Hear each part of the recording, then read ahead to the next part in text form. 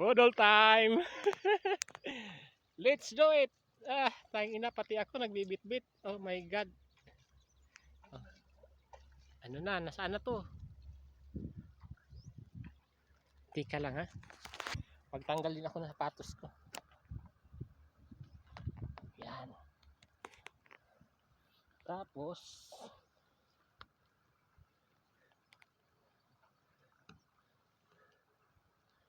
sandali lang ha. Para hindi naman nataas, ibayaan na lang. Okay, bit-bit ng sapatos. Paano nga pala ito? Kabit ko muna. So guys, binubudol na kami. Buhat bike. Okay. Okay.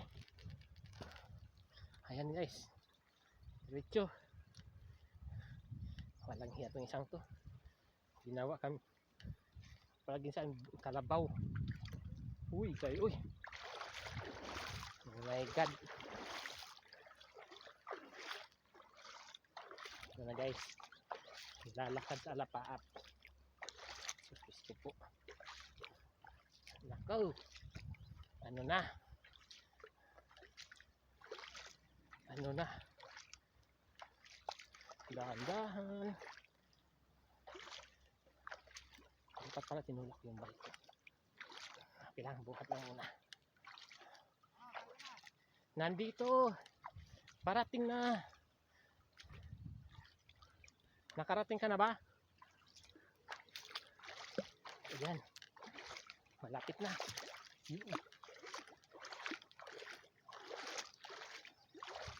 Uy, may alimango. Kala ko alimango. Kala ko nakaapak ko ng alimango eh.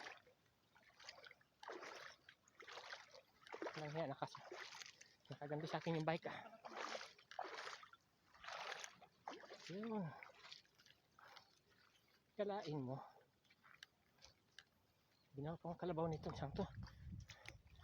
Yan. Hindi naman to apak nito. Apak ng kalabaw to eh. Oh. Matinik pa. Sapatos. Bakit sapatos? Wala nang tayo madaanan. Dili na yan, di ba? Pakipadan. Oo, may ano ba? Pag gano'n. Tagos yung tubig. Oo. Hindi, pag ganyan yan. Sana may umaago. Matinig lang. Oo nga no. Dapat to. Lahat may umagos yan. Wala. Hindi yan. Bakit nilagyan ng tulay? Ay nahagdan. Oo nga. Galing yung bike mo ah. Nakakatayo ah. Pagod na. Pagod na ang may-ari kabubuhat.